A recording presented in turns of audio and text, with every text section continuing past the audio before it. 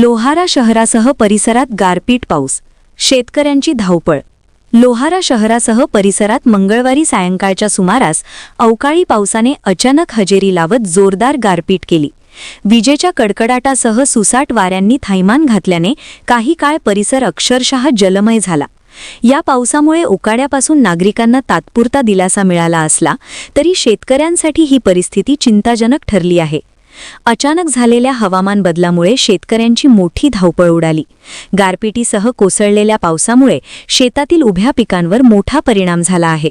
विशेषतः हातातोंडाशी आलेली ज्वारी, गहू, हरभरा तसेच इतर नगदी पिकांचे मोठ्या प्रमाणात नुकसान झाल्याची प्राथमिक माहिती समोर येत आहे।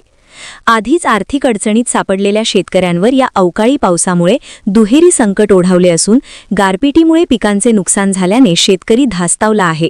नुकसानग्रस्त शेतकऱ्यांना तातडीने पंचनामे करून शासनाने मदत करावी अशी मागणी शेतकरी वर्गातून होत आहे। AR news Marathi, Rupesh Dolare, Lohara, Dharashiv. आपल्या परिसरातील बातमी व जाहिरात देण्यासाठी संपर्क साधा। AR news Marathi, Dharashiv. संपादक रुपेश डोलारे। Mobile number 87 88 20 13 94।